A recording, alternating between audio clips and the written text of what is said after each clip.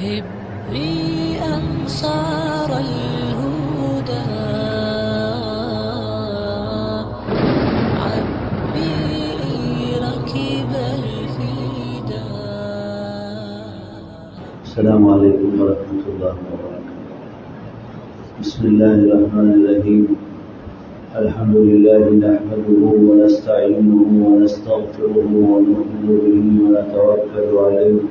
ونعوذ بالله من شرور أنفسنا ومن سيئات أعمالنا. من يهده الله فلا مضل له ومن يضلله فلا هادي له. ونشهد أن لا إله إلا الله وحده لا شريك له. ونشهد أن سيدنا ونبينا ومولانا محمدا عبده ورسوله صلى الله تعالى عليه وعلى آله وصحبه وبارك وسلم تسليما كثيرا كثيرا. أما بعد، فقد قال الله تبارك وتعالى في القرآن المجيد والفرقان الحميد: أعوذ بالله من الشيطان الرجيم. بسم الله الرحمن الرحيم. وأنتم الأعلون إن كنتم مؤمنين. وقال تعالى: وذروا ظاهر الإثم وباطنه. وقال النبي صلى الله عليه وسلم: الدين النصيحة. وقال عليه الصلاة والسلام: الدين يسر، أو كما قال عليه الصلاة والسلام: صدق الله العظيم وصدق رسوله النبي الكريم. نحن على ذلك لمن الشاهدين والشاكرين والحمد لله رب العالمين. بزرگان محترم اور عزیز نوجوان ساتھیوں، اللہ تعالیٰ نے مجھے اور آپ کو اور ساری انسانیت کو دو چیزوں سے پیدا کیا، ایک جسم سے اور ایک روح سے.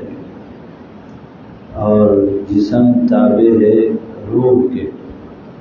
جسم فانی ہے، روح باقی ہے. جب تک روح جسم میں باقی ہے تو جسم کی حیثیت ہے، اہمیت ہے. اور جس وقت روح ختم ہو جائے تو جسم کو مردہ اور میت کا نام دے دیا جاتا ہے، اور پھر اس کو جلد سے جلد دفنانا پڑتا ہے. تاخیر کریں گے تو وہ سلنے گڑنے لگتا ہے. اور آپس میں ساتھی پوچھتے ہیں کہ کب مٹی ہے، کب مٹی ہے، جنازہ کب پڑھیں گے.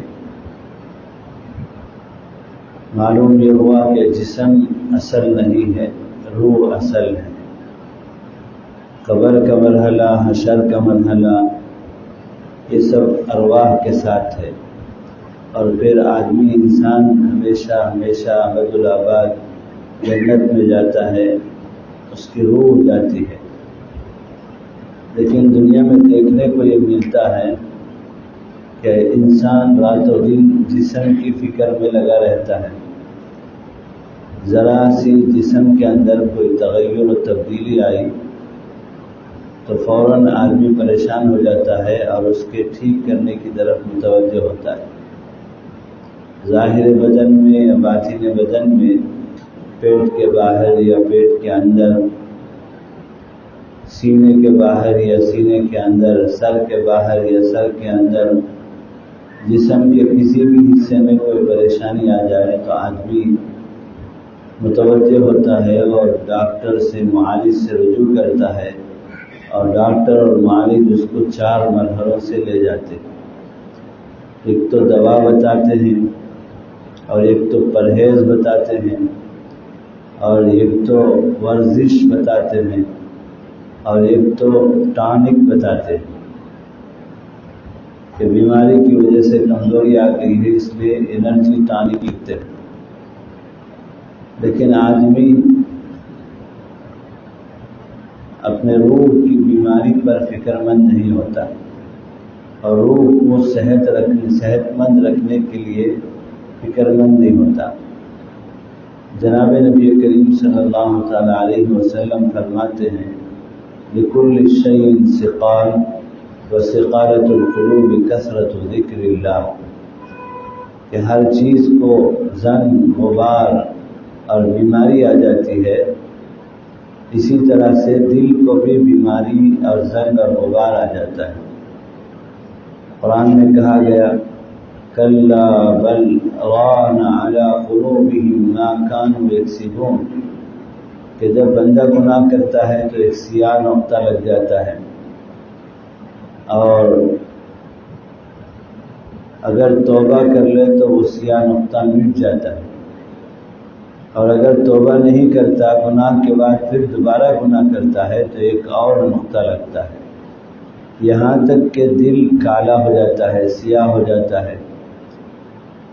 اور اس کی ظاہری علامت یہ ہوتی ہے کہ گناہ کا احساس ختم ہو جاتا ہے، اور گناہ میں لذت آنے لگتی ہے، اور نیکیوں کی رغبت ختم ہو جاتی ہے، اور مسجد جانے میں یا اللہ والوں کے پاس بیٹھنے میں جی نہیں لگتا۔ یہ علامت ہے کہ دل بیمار ہو گیا۔ آپ صلی اللہ علیہ وسلم اس حدیث میں فرماتے ہیں کہ دل کی بیماری اور دل کا غبار دھلنے کے لیے اللہ تعالیٰ کی ذکر کی کثرت کرو۔ تو اس حدیث میں صاف بتایا۔ ایک اور حدیث میں آپ صلی اللہ تعالیٰ علیہ وسلم فرماتے ہیں الا ان فی الجسد لمضغہ اذا صلحت صلح الجسد كله واذا فسدت فسد الجسد كله الا وهي القلب۔ فرماتے ہیں نبی کریم صلی اللہ تعالیٰ علیہ وسلم کہ تمہارے جسم میں خبردار ایک لوتھڑا ہے گوشت کا، اگر وہ صحیح ہے تو سارے جسم کے اعضاء صحیح ہیں، اور اگر وہ اس میں خرابی آ گئی، وہ بیمار ہے، تو سارے جسم کے اعضاء سے گناہوں کا صدور ہوتا ہے۔ پھر آپ صلی اللہ علیہ وسلم واضح طور پر بتاتے ہیں کہ الا وہی القلب، کہ وہ لوتھڑا جس پر خیر اور شر کا مدار ہے، اور اعضاء کے صحیح چلنے اور غلط بگاڑ کی طرف چلنے اور نیکیوں کی طرف چلنے اور گناہوں کی طرف چلنے کا مدار ہے، وہ دل کہلاتا ہے۔ یعنی دل صحیح ہے تو تمام اعضاء صحیح کام کرتے ہیں، اور دل میں اگر بگاڑ آ گیا تو تمام اعضاء میں بگاڑ آ جاتا ہے۔ جسمانی اعتبار سے بھی دل کی اہمیت ہے کہ جب آدمی غذا کھاتا ہے، مرغن غذائیں مقویات کھاتا ہے، تو اس سے خون بنتا ہے، اور وہ خون کی صفائی اور اس کو پیوریفائڈ کرتا ہے جگر اور گردہ۔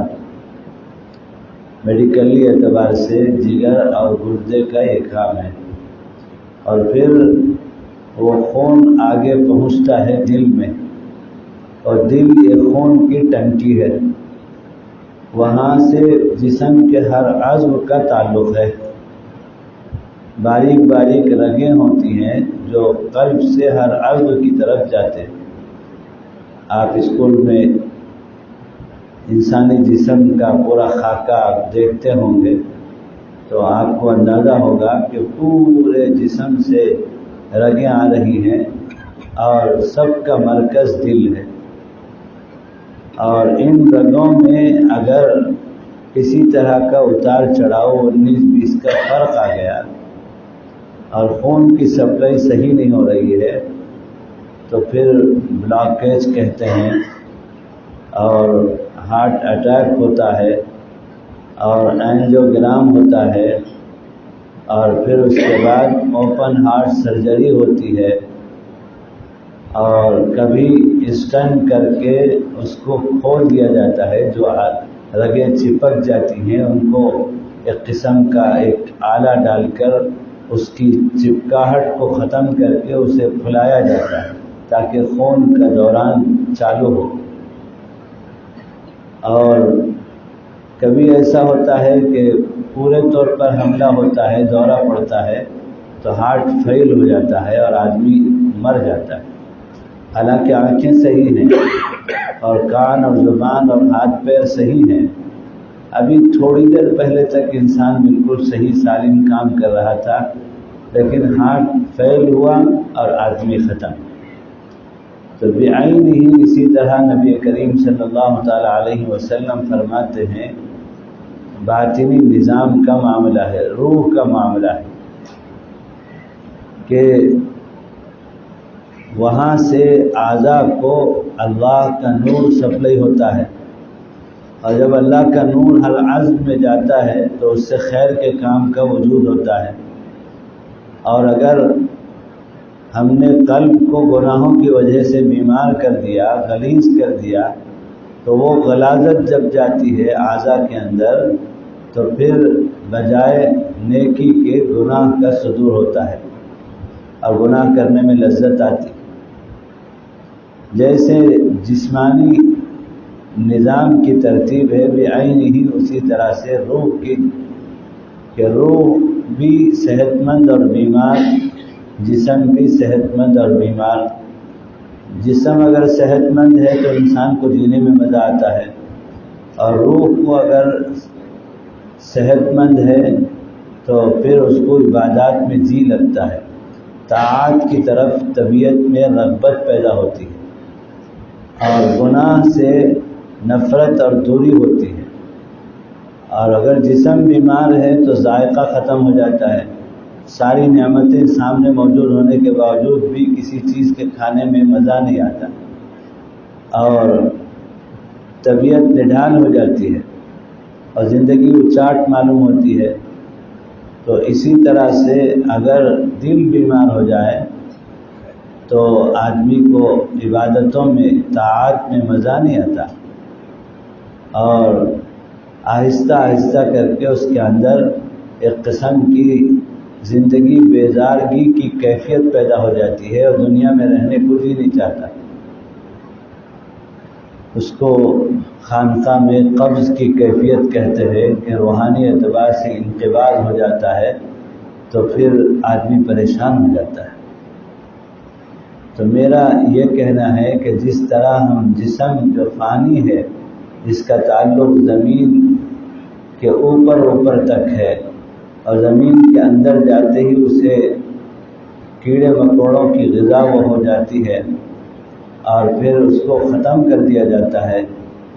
اس کے بارے میں تو ہم اتنے زیادہ فکر کریں، اور فکر کرنا بھی چاہیے۔ جناب نبی کریم صلی اللہ تعالی علیہ وسلم نے فرمایا ان لجسمک علیک حقا، کہ تمہارے جسم کا تمہارے اوپر حق ہے، لیکن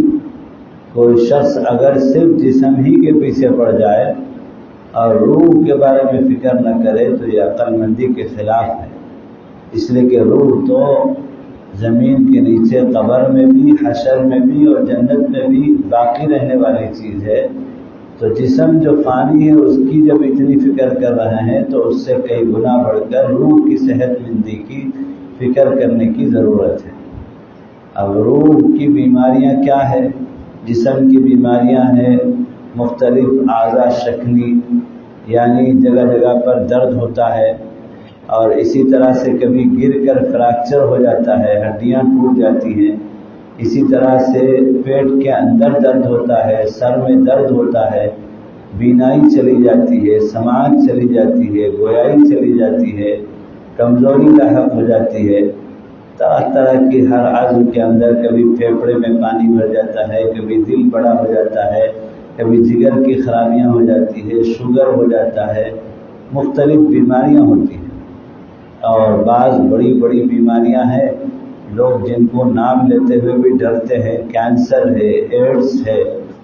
اللہ تعالیٰ سب کی حفاظت فرمائے۔ جو موذی بیماریاں بعین ہی، اسی طرح روح کا بھی حال ہے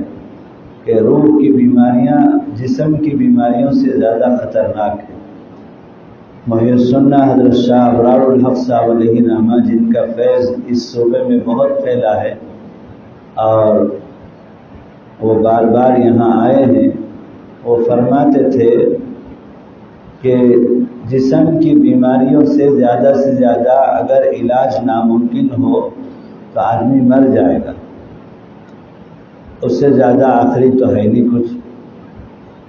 لیکن روح کی بیماریوں کا مسئلہ ایسا ہے کہ ایک ایک بیماری ایسی خطرناک ہے جو آدمی کو ہمیشہ ہمیشہ کے لیے جہنم میں سالہ سال جلنے کے لیے پہنچا دیتی ہے۔ اور حضرت شاہ نوری فرماتے تھے کہ روح کی بیماریوں میں مسئلہ ایسا ہے کہ کوئی گناہوں کا گروپ ضروری نہیں ہے جہنم میں جانے کے لیے، کہ 10 گناہوں کا جب گروپ بنے گا تو گناہ کرنے والے کو جہنم میں ڈالا جائے گا، بلکہ ایک ایک گناہ ایسے ہے جو جہنم میں لے جانے کے لیے کافی ہے۔ جھوٹ جو آج کل کا آرٹیکل ہو گیا ہے اور اسے گناہ ہی نہیں سمجھا جا رہا ہے، اور لوگ اس میں مہارت حاصل کر رہے ہیں جھوٹ بولنے میں۔ اللہ کے نبی صلی اللہ علیہ وسلم نے فرمایا الکذب یہلک، کہ جھوٹ تو جھوٹ بولنے والے کو ہلاک کر کے چھوڑتا ہے، اور فرمایا کہ اذا کذب العبد تباعد عنہ الملک من نتن ما جاء به، کہ جب آدمی جھوٹ بولتا ہے تو اس کے منہ سے ایسی بدبو آتی ہے کہ رحمت کے فرشتے مینوں دور بھاگ جاتے ہیں۔ تو جھوٹ اتنا بڑا گناہ ہے جو اکیلے جہنم میں پہنچانے کے لیے جھوٹ بولنے والے کے لیے کافی ہے، لیکن صبح سے شام تک کتنی مرتبہ جھوٹ بولتے رہتے ہیں۔ غیبت ہے۔ اللہ کے نبی صلی اللہ علیہ وسلم سے ایک صحابی نے پوچھا ما ہی الغیبہ، غیبت کیا چیز ہے یا رسول اللہ صلی اللہ علیہ وسلم؟ تو آقا صلی اللہ علیہ وسلم نے فرمایا کسی کے پیٹھ پیچھے کسی کے برائی کا تذکرہ کرنا اور وہ اس میں موجود ہو تو اسے غیبت کہتے ہیں۔ اور اس کے بارے میں قرآن نے کہا ایحب احدکم ان یاکل لحم اخیہ میتا فکریہتموہ، کیا تم کو پسند ہے کہ تم اپنے سگے مردار بھائی کا گوشت کھانے لگو؟ سگے مردار بھائی کے گوشت کھانے کے مترادف غیبت کے گناہ کے بارے میں اللہ تعالیٰ کہتا ہے۔ اور آقا صلی اللہ علیہ وسلم نے فرمایا الغیبۃ اشد من الزنا، معاشرے میں کسی عورت کے ساتھ ناجائز طور سے منہ کالا کرنے کو زنا کہا جاتا ہے اور اسے بہت بڑا گناہ سمجھا جاتا ہے، لیکن آپ صلی اللہ علیہ وسلم فرما رہے ہیں کہ غیبت تو زنا سے بھی بڑھ کر ہے۔ اس صحابی نے کہا اگر اس کے اندر موجود ہو تو وہ غیبت ہے اور وہ اتنا خطرناک ہے، تو اگر کسی کے اندر برائی نہیں ہے اور اس کا تذکرہ کرے کسی کی طرف، وہ برائی جو نہیں ہے اس کی طرف منسوب کر کے پیٹھ پیچھے کہا جائے، تو آقا صلی اللہ علیہ وسلم نے فرمایا ھذا بہتان عظیم، یہ بہتان عظیم ہے جو غیبت سے کئی گنا بڑھ کر ہے، اور جب تک اس کی دلیل نہیں پیش کریں گے پرسرات سے پار نہیں ہو سکتا، اتنا سخت گناہ ہے۔ اسی طرح حسد کا گناہ ہے۔ حسد کسے کہتے ہیں؟ حسد کہتے ہیں کسی کو اللہ نے کوئی نعمت دے رکھی ہے تو اس کے بارے میں یہ تمنا کر رہا کہ وہ نعمت اس سے چھن جائے، چاہے مجھے ملے نہ ملے لیکن اس سے چھن جانا چاہیے۔ یہ تمنا کرنے کو حسد کہتے ہیں، اور یہ بیماری آج کل عام ہے جسے ہمارے زبان میں ٹانگ کھینچنا کہتے ہیں، کہ کسی کی ترقی برداشت نہیں، ہر برادری کے اندر موجود ہے۔ ایک انسان کی ترقی دوسرا انسان برداشت نہیں کرتا۔ بہت کم لوگ ہوں گے جو دوسری کی ترقی دیکھ کر خوش ہوتے ہیں، دعائیں دیتے ہیں۔ تو اس حسد کے بارے میں اللہ کے نبی صلی اللہ علیہ وسلم فرماتے ہیں ان الحسد تأکل الحسنات کما تأکل النار الحطب، اور کما قال علیہ الصلاۃ والسلام، کہ حسد ایسی بیماری ہے کہ جو نیکیوں کو ایسے کھا جاتا ہے، ایسا خطرناک گناہ ہے یہ، ایسی خطرناک بیماری ہے کہ جو نیکیوں کو ایسے کھا جاتی ہے جیسے سوکھی لکڑی میں ایندھن ڈال کر آگ لگا دی جائے تو وہ جل کر راکھ ہو کر بھسم ہو جاتا ہے۔ اسی کو شاہ رضوی رحمۃ اللہ علیہ فرماتے تھے کہ ایک طرف تو ہم نماز پڑھ رہے ہیں، روزہ رکھ رہے ہیں، اور نوافل روزے رکھ رہے ہیں، نوافل نمازیں پڑھ رہے ہیں، اور حج پر حج کر رہے ہیں، عمرے پر عمرے کر رہے ہیں، زکوٰۃ پابندی سے ادا کرتے ہیں، زکوٰۃ کے علاوہ صدقات کا اہتمام کرتے ہیں، لیکن ساتھ ہی ساتھ غیبت میں مبتلا ہیں، جھوٹ میں مبتلا ہیں، بدنگاہی میں مبتلا ہیں، اور پھر حسد میں مبتلا ہیں، تو آپ صلی اللہ علیہ وسلم صاف فرماتے ہیں کہ نیکیوں کو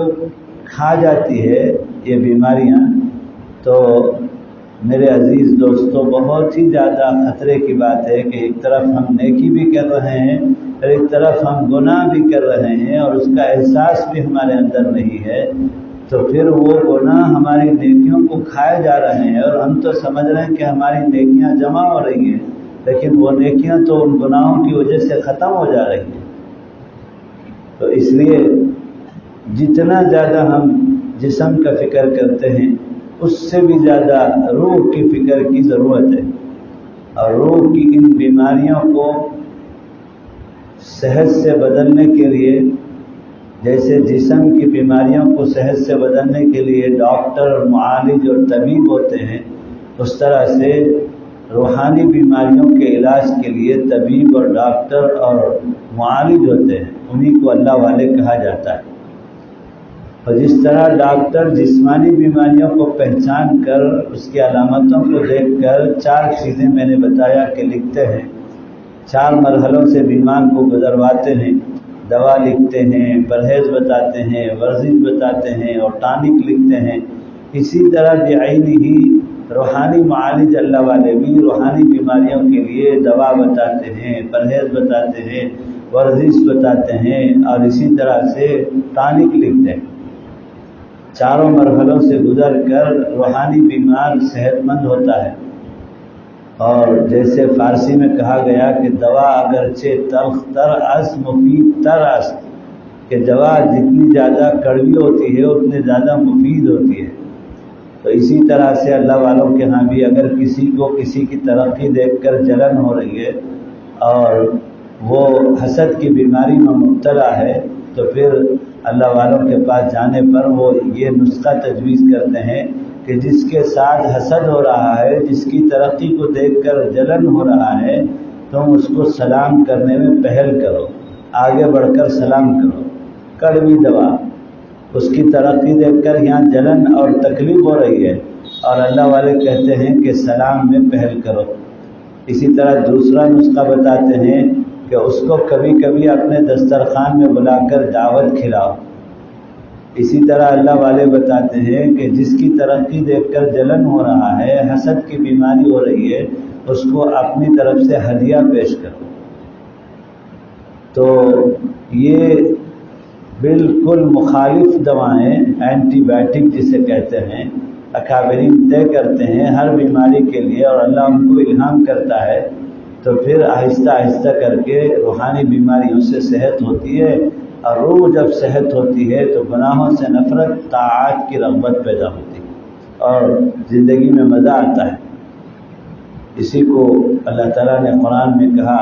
یوم لا ينفع مال ولا بنون الا من اتى الله بقلب سلیم، کہ وہ دن کا سامنا کرنا ہے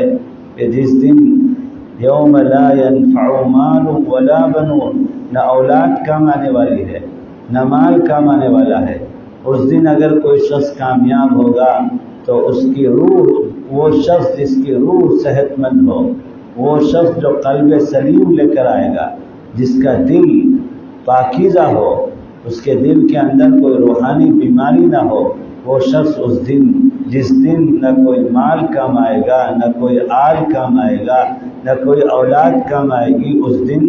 وہ شخص کامیاب ہوگا جس کا دل روحانی بیماریوں سے پاکیزہ ہو، پاک و صفاف ہو۔ تو اس لیے اللہ تعالیٰ نے نبی کریم صلی اللہ تعالیٰ علیہ وسلم کو دین کی اشاعت اور حفاظت کے لیے 3 شکلیں متعین کیا، جس کو میرے شیخ فرمایا کرتے تھے، تعلیم کی تا، تبلیغ کی تا، اور تزکیہ اور صحبت اولیاء کی تا۔ تو ہم اگر ان 3 تا سے جڑے رہیں گے تو زندگیوں میں دین آئے گا، اور زندگیوں میں طاعات کی رغبت اور گناہ سے نفرت پیدا ہوگی، اور ہماری روح صحت مند رہے گی، تعلیم سے جڑیں. آج کل کے حالات کے اعتبار سے ملک میں جس طرح کے حالات چل رہے ہیں اور مسلمان خوف و ہراس میں نظر آتا ہے، خاص طور پر نیو جنریشن اور ینگسٹرز جو ہیں وہ بہت گھبرائے ہوئے نظر آتے ہیں. کبھی کبھی بے قابو ہو کر نوجوان بچہ ابو جان سے کہتا ہے ابو جان آپ کا زمانہ تو پورا ہو گیا، آپ نے تو جوانی سب پوری دیکھ لی، لیکن ابھی تو میری شادی ہوئی ہے اور میرے گود میں بچہ ہے، میرا کیا ہوگا، میرے بچے کا کیا ہوگا. نوجوان ڈپریشن اور ٹینشن میں ہیں، لیکن ڈپریشن اور ٹینشن میں مومن نہیں جاتا. مومن کو ڈپریشن اور ٹینشن سے کوئی تعلق ہی نہیں ہے. مومن کے پاس سب سے بڑی طاقت تقدیر والی طاقت ہے. والقدر خیرہ وشرہ من اللہ تعالی، کہ جو کچھ ہو رہا ہے لوگ یوں کہتے ہیں کہ جو نہیں ہونا تھا وہ ہو گیا، یہ غلط ہے، بالکل شرک ہے. اگر کوئی اس طرح کہے کہ جو نہیں ہونا تھا وہ اللہ پر الزام لگا رہا ہے کہ اللہ تعالیٰ نے ایسا نہیں کرنا چاہیے تھا، کر دیا. بے وقت کی بارش ہو گئی. اس وقت تو گرمی کا موسم نہیں ہے، گرمی کیوں ہو رہی ہے؟ جو طے ہے اللہ کی طرف سے، ما شاء اللہ کان وما لم یشاء لم یکن ولا حول ولا قوت الا باللہ، جو ہے جو طے ہے وہی ہوگا. اور خیر بھی اللہ کی طرف سے، شر بھی اللہ کی طرف سے. تو جو تقدیر کا سہارا ہے مومن کے لیے بہت بڑا سہارا ہے. وہ خوف و ہراس میں نہیں جاتا، وہ تو دنیا کے لیے پریشان نہیں ہوتا، وہ تو آخرت کے بارے میں خوف و امید میں رہتا ہے کہ میری قبر کا کیا ہوگا، میرے حشر کا کیا ہوگا. اور اس خوف و امید میں قبر اور حشر کے مراحل سے ڈرتے ہوئے زندگی پاکیزہ گزارنے کی کوشش کرتا ہے. تو میرے عزیز دوستو، یہ جو زندگی ہے اس وقت جو زمین کے اوپر آسمان کے نیچے ہم گزار رہے ہیں، ماں کے پیٹ کی پہلی منزل سے پار ہو کر دنیا کی دوسری منزل میں آئے ہیں، اور پھر تیسری منزل قبر والی منزل میں ہم جانے والے ہیں، اور چوتھی منزل میں ہم کو سامنا کرنا ہے حشر کے بعد جہنم اور جنت. یہ چوتھی منزل کہلاتی ہے انسان کی، اور اللہ نے انسان کو یہ 4 منزلیں طے کیا ہے. اب چاروں منزل میں دو باتیں اللہ تعالیٰ نے دی ہے، بلکہ 2 باتیں نوٹ کریں. کہ سب سے پہلی منزل ماں کے پیٹ کی منزل ہے. تو اس منزل میں اللہ تعالیٰ نے اس انسان کو عارضی طور پر رکھا، مہینوں میں رکھا، 7 مہینے، 8 مہینے، 9 مہینے، اور ٹیمپروری پیریڈ ہے. کوئی بچہ ماں کے پیٹ میں ہمیشہ رہنے کے لیے نہیں آیا. ایک بات تو یہ ہے ٹیمپروری پیریڈ ہے اور مہینوں میں ہے. اور دوسری بات یہ ہے اس پہلی منزل کے اندر میری، تمہاری اور ساری انسانیت کی، کہ اللہ تعالیٰ نے اس پہلی منزل میں اس انسان کو بالکل بے اختیار بنایا. جیسے اللہ نے طے کر دیا اسی کے مطابق وہ بچہ پیدا ہوگا. بعض وقت مرا ہوا بچہ پیدا ہوتا ہے، کالا پیدا ہوتا ہے، گورا پیدا ہوتا ہے، 5 انگلیاں ہوتی ہیں، 6 انگلیاں ہوتی ہیں، کان کی لوڑ کی چپک جاتی ہے، اور پیدائشی طور پر دل میں سوراخ لے کر آتا ہے. یہ سب اللہ نے جو طے کر دیا. کوئی بچہ جس طرح سے چاہے گا اس طرح سے نہیں ہوگا، یا اس کے ماں باپ جیسے چاہیں گے ویسے نہیں ہوگا. دعا تو کر سکتے ہیں اللہ صحیح سالم بچہ عطا فرما، اے اللہ نیک اور صالح بچہ عطا فرما، لیکن جیسے ہم چاہیں گے ویسے نہیں ہوگا. اللہ جیسے چاہے گا ویسے ہوگا، بے اختیار. خود انسان کے چاہنے سے بھی جو پیٹ میں ہے کچھ نہیں ہوتا، باہر کے انسان اس کے ماں باپ متعلقین چاہنے سے بھی کچھ نہیں ہوتا. تبھی اس پہلی منزل سے جب بچہ باہر آتا ہے تو نرس جب بچے کو لا کر دیتی ہے تو سب لوگ جلدی سے اس کے اعضاء دیکھتے ہیں، اور جب خبریں دی جاتی ہے تو رشتہ دار پوچھتے ہیں بچہ ٹھیک ہے، اور دل کو تسلی ہوتی ہے اگر اس کی 5 انگلیاں ہیں، اور اگر اس کی آنکھیں، کان، زبان اس کو چمٹ کر اور جو ہے چمٹی لے کر کے دیکھتی ہیں کہ بچے کی آواز ہے یا نہیں، اور بچہ جو ہے حرکت میں ہے یا نہیں. تو یہ پہلی منزل میں 2 باتیں ہوئی. ایک تو مدت عارضی مہینوں میں، اور انسان کو اللہ نے پہلی منزل میں بالکل بے اختیار بنایا. اور دوسری منزل میں انسان ماں کے پیٹ سے نکل کر آسمان کے نیچے زمین کے اوپر اس منزل میں آیا. جس منزل سے میں اور آپ اور ساری انسانیت زندے لوگ اس وقت گزر رہے ہیں، یہاں بھی وہی دو باتیں کہ یہ جو پیریڈ ہے یہ بھی ٹیمپروری پیریڈ، اور لیکن پہلے والی ٹیمپروری پیریڈ میں اور اس ٹیمپروری پیریڈ میں تھوڑے سے فرق ہوا کہ پہلے والی ٹیمپروری پیریڈ مہینوں میں 7 8 9 مہینوں میں، اور یہ والی پیریڈ سالوں میں اللہ تعالیٰ نے بجا 70 سال 80 سال، کوئی 100 سے اوپر پار ہو جاتا ہے، ورنہ آپ صلی اللہ تعالیٰ علیہ وسلم نے خود فرما دیا کہ میری امت کی عمریں اکثر مابین 70 و 60 60 اور 70 کے درمیان میں ہوگی، اور خود جناب نبی کریم صلی اللہ علیہ وسلم اور آپ کے رفیق زندگی، رفیق حیات اور رفیق غار اور رفیق قبر، رفیق حشر حضرت ابو بکر صدیق رضی اللہ تعالیٰ عنہ کی عمر بھی 63 سال ہے، مابین 70 و 60۔ 40 کے بعد انسان کی ڈھلون شروع ہو جاتی ہے، اور 50 کے بعد اور زیادہ انسان کمزور ہونے لگتا ہے، اور 60 کے بعد تو بالکل قبر کی طرف اس کے پیر لٹک جاتے ہیں۔ تو اس لیے یہ دوسری منزل میں دو باتیں، یہ والی منزل، اس منزل میں جس میں میں اور آپ گزر رہے ہیں، یہ انسان کی دوسری منزل ہے، اور اس میں بھی پیریڈ ٹیمپروری ہے، لیکن پہلی پیریڈ مہینوں میں تھی، اب سالوں میں ہو گئی۔ اور دوسری بات یہ ہے کہ پہلے پیریڈ میں انسان کو اللہ نے بالکل بے اختیار رکھا تھا، لیکن اب دوسری پیریڈ میں اللہ تعالیٰ نے اسے تھوڑا سا اختیار دیا۔ تھوڑا سا اس لیے کہہ رہا ہوں کہ اگر پورا اختیار دیتا تو کوئی انسان بیمار ہونا پسند نہیں کرتا، لیکن انسان بیمار ہوتا ہے۔ کوئی انسان تجارت میں نقصان پسند نہیں کرتا، لیکن تجارت میں نقصان ہوتا ہے۔ بہت سارے کام ہیں جو انسان چاہتا ہے نہیں ہوتا، اسی طرح بہت سارے کام انسان کی چاہت اور پلان کے مطابق ہو بھی جاتا ہے کہ میں مدراس جاؤں گا اور فلاں صاحب سے ملوں گا اور اپنے بزنس کا سیٹ اپ کروں گا اور پھر واپس آؤں گا اور بزنس چالو کروں گا، یہ سب ہوتا ہے۔ مدراس جاتا ہے، آدمی سے ملتا ہے، پارٹی سے، بائر سے، اور بزنس سیٹ اپ کرتا ہے اور واپس آتا ہے، پھر بزنس کو اسٹارٹ کرتا ہے، چالو کرتا ہے، اور انکم آنا شروع ہو جاتی ہے، اور آدمی چاہتا ہے کہ نفع ہو، نفع بھی آنے لگتا ہے۔ تو کچھ کام انسان کے چاہت کے مطابق ہوتا ہے، اور کچھ کام انسان کے چاہت کے خلاف وہ کام نہیں ہوتا۔ تو اس سے معلوم ہوا کہ اختیار دیا گیا، لیکن تھوڑا سا اختیار دیا گیا، اختیار کلی نہیں دیا گیا۔ اب یہاں سے منتقل ہو کر دوسری منزل سے تیسری منزل میں جاتا ہے زمین کے اندر، اور یہ منزل میں دو باتیں، ہر منزل میں دو باتیں۔ تیسری منزل میں دو باتیں، یہ تیسری منزل بھی ٹیمپروری، پہلی ٹیمپروری مہینوں میں، دوسری ٹیمپروری سالوں میں، اور تیسری ٹیمپروری اور جو ہے ہزاروں سالوں میں۔ جب سے آدم علیہ السلام دنیا سے پردہ کر گئے، ہزاروں سال وہ زمین کے اندر ہیں، اور ہم بھی جائیں گے اندر، پتہ نہیں کب قیامت آئے گی، قیامت تو اللہ کے علم میں ہے، تو سینکڑوں سال، انگن سال اندر رہیں گے، لیکن کوئی انسان قبر کے اندر ہمیشہ ہمیشہ نہیں رہے گا، اسے چوتھی منزل کے لیے میدان حشر میں پھر سے باہر آنا ہے۔ قرآن میں اللہ کہتا ہے، اور یہ عقیدے میں سے ہے، ہر مسلمان کو یہ عقیدہ رکھنا ضروری ہے، والبعث بعد الموت، کہ موت کے بعد پھر دوبارہ اٹھائے جانے پر میں ایمان لاتا ہوں۔ اور دیگر مذہب والوں کے پاس میں قبر کا، حشر کا عقیدہ نہیں ہے۔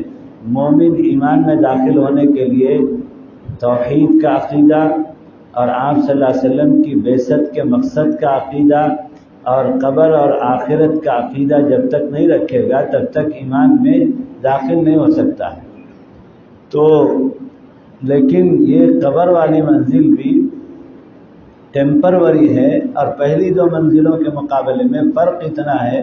کہ وہاں مہینوں میں اور دوسرے میں 100 کے اندر، کبھی کبھی 100 کے اوپر، اور یہاں ہزاروں سال میں اندر رہے گا، لیکن ایک دن یہ بھی عارضی ہے، پھر سے اسے باہر آنا ہے۔ اور دوسری بات، تیسری منزل کے اندر جیسے اللہ تعالیٰ نے پہلی منزل میں بے اختیار رکھا تھا اس انسان کو، اسی طرح اس تیسری منزل میں دوبارہ بے اختیار کر دے گا۔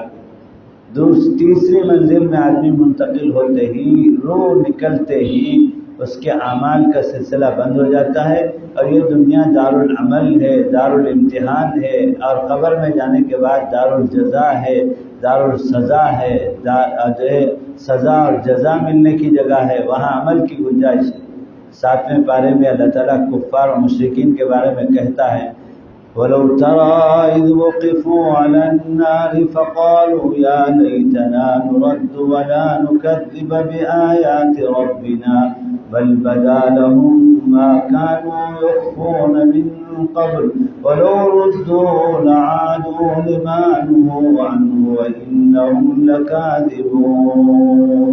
کافر کہے گا کہ 1 منٹ کے لیے مجھے پھر سے دوبارہ دوسری منزل میں لوٹا دیجئے، مجھے پتہ چل گیا کہ ایمان کے بغیر اب گاڑی نہیں چلے گی، میں جا کر اللہ تعالیٰ کی وحدانیت اور محمد صلی اللہ علیہ وسلم کی بعثت کے مقصد کا اور آخرت کے قبر کا حشر کے عقیدے کا اقرار کر کے لا الہ الا اللہ محمد رسول اللہ اشہد ان لا الہ الا اللہ اشہد ان محمد رسول اللہ کے عقیدے کا اقرار کر کے واپس آ جاؤں گا، 1 لمحے کے لیے بھیج دیجیے، تو اس سے کہا جائے گا کہ نہیں،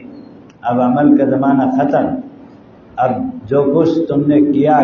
اب اس کی سزا اور اس کی جزا کا وقت ہے۔ تو اس لیے تیسری منزل میں 2 باتیں کہ یہ مدت بھی عارضی لیکن ہزاروں سال، اور اختیار اس کا پھر سے چھین لیا جائے گا۔ بلکہ حضرت مولانا ابراہیم صاحب جو ہمارے شمس الرحمان بھائی کے شیخ ہیں، میرے شیخ ہیں، جو آتے بھی رہتے ہیں، وہ فرماتے ہیں، ایک عجیب واقعہ سناتے ہیں اس تیسری منزل کو اور دوسری منزل کو سمجھنے کے لیے، کہ ایک بزرگ تھے جن کو بہت زیادہ تلاوت کا شوق تھا، ہر وقت قرآن کی تلاوت، تو جب ان کا انتقال ہوا تو ایک دوسرے بزرگ نے تیسرے دن ان کو خواب میں دیکھا، تو خواب میں دیکھا کہ قبر کے اندر بھی وہ قرآن اور رحل کے ساتھ بیٹھے ہوئے تلاوت کر رہے ہیں۔ تو انہوں نے تعجب سے پوچھا کہ قبر میں کس نے آپ کو رحل اور قرآن دے دیا، اور یہاں بھی دنیا کی طرح سے آپ قرآن کی تلاوت میں مشغول ہیں؟ تو انہوں نے کہا کہ یہ تعجب نہیں ہے، اور بھی تعجب کی بات سن لو کہ 3 دن ہوئے تم لوگ مجھے دفنا کر جانے کے بعد، اس 3 دن کے عرصے میں میں نے 70,000 کلام پاک مکمل تلاوت کر لیے، 70,000۔ کیوں؟ اس لیے کہ تعجب کی بات تو ہے نہیں کہ قرآن نے خود کہہ دیا کہ مرنے کے بعد آخرت کا 1 دن 50,000 سال کے برابر ہوگا، کان مقدارہ 50,000 سنہ، 50,000 سال کے برابر۔ تو 3 دن کے اندر 70,000 کلام پاک کی تلاوت کر لی، انہوں نے بتایا۔ تو ان کو اور تعجب ہوا، انہوں نے کہا اور تعجب کی بات سن لو، میں تم سے معاملہ کرنا چاہتا ہوں کہ جو میں نے 70,000 کلام پاک 3 دن میں تلاوت کیا ہے، میں یہ تم کو دینا چاہتا ہوں، اور تم جو اس وقت دوسری منزل میں زمین کے اوپر آسمان کے نیچے جو تھوڑا سا اختیار تم کو اللہ نے دیا ہے، اس اختیار کو اللہ کے حکم اور نبی کے طریقے پر استعمال کرتے ہوئے 1 سبحان اللہ تم کہہ کر کے مجھے ایصال ثواب کر دو، تو میں اندر کے 70,000 کلام پاک کی تلاوت تم کو دینا چاہوں گا۔ تو ان بزرگ نے جو خواب دیکھ رہے تھے ان سے تعجب سے کہا کہ 70,000 کلام پاک کی تلاوت اور میرا 1 سبحان اللہ اتنا طاقتور، کیا بات کہہ رہے ہیں آپ؟ تو انہوں نے کہا کہ میں جو 70,000 کلام پاک کی تلاوت کیا ہوں اس پر کوئی اجر و ثواب نہیں ہے، وہ تو ٹائم پاس کے لیے اب سے لے کر سوال جواب ہوا، کھٹا کھٹ میں نے جواب دے دیے۔ اب اللہ تعالیٰ کی طرف سے پوچھا گیا کہ اب سے لے کر میدان حشر قائم ہونے تک تم کیا کرنا چاہو گے؟ تو مجھے تو جو دنیا کے اندر تلاوت کلام پاک کا شغف تھا، میں نے فوراً کہا مجھے قرآن اور رحل دے دیا جائے، میں کلام پاک کی تلاوت کرنا چاہتا ہوں، اور یہ جو تلاوت میں کر رہا ہوں میرے وقت کی مشغولیت کے لیے ہے، اس پر کوئی نیکیاں اور اجر و ثواب نہیں ہے۔ اجر و ثواب اور نیکیوں کا زمانہ تو دوسری منزل سے ختم ہو گیا، اور تم جو جس وقت دوسری منزل میں ہو، میں اور آپ جس منزل سے گزر رہے ہیں، کتنا ہمارا وقت ضائع ہو رہا ہے، خالی جا رہا ہے، ہم کو سمجھ میں نہیں آ رہا ہے کہ ہم کو کیا کام کرنا چاہیے۔ اتنا وقت ہمارا خالی جاتا ہے۔ نوجوانوں کو گپ شپ سے فرصت نہیں، نوجوانوں کو نشہ سے فرصت نہیں، نوجوانوں کو ہوٹل بازی سے فرصت نہیں، نوجوانوں کو فاسٹ فوڈ سے فرصت نہیں، نوجوانوں کو غیروں کے مشابہت اختیار کرنے، ہاتھ میں چین، گلے میں چین، سر میں ہیئر پن، کان میں کمبل، اور جینس پینٹ، پھٹا ہوا پینٹ، اور پتہ نہیں سیکس کے جملوں کے ٹی شرٹ پہن کر، گندے حرام کمپنیوں کا لباس پہن کر کے، اور اللہ کے دربار میں آتا ہے اور باہر پھرتا ہے، اور مرد عورت کا اختلاط۔ یہ جوانی دیوانی نہیں ہے، یہ جوانی امانت ہے۔ اللہ تعالیٰ 5 چیزوں کا سوال کریں گے، جب تک ان کا جواب نہیں دے گا میدان حشر میں نوجوان کا قدم نہیں ہٹ سکے گا۔ آپ صلی اللہ علیہ وسلم نے فرمایا اغتنم خمسا قبل خمس،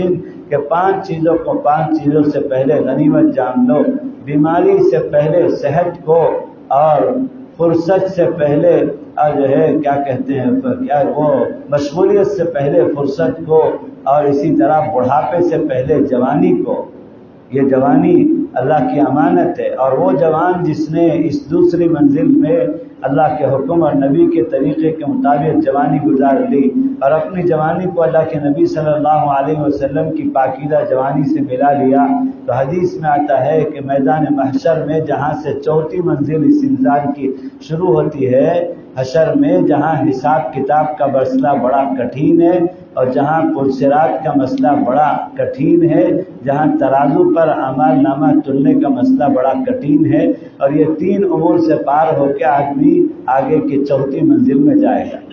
تو اما جان عائشہ رضی اللہ تعالیٰ عنہ کہتی ہیں کہ وہ 3ری منزل شروع کے ختم ہونے بعد 4تھی منزل کے شروع ہونے سے پہلے میدان حشر میں سورج سوا نیزے پر آ جائے گا، زمین تانبے کی ہو جائے گی، اور ہر شخص اپنے گناہوں کے مطابق پسینے میں ڈوبا ہوا ہوگا۔ اور اما جان کہتی ہیں کہ بندہ اللہ تعالیٰ سے طلب کرے گا کہ حساب کتاب کر کے جلدی سے ہم کو جہنم میں ڈال دیجئے۔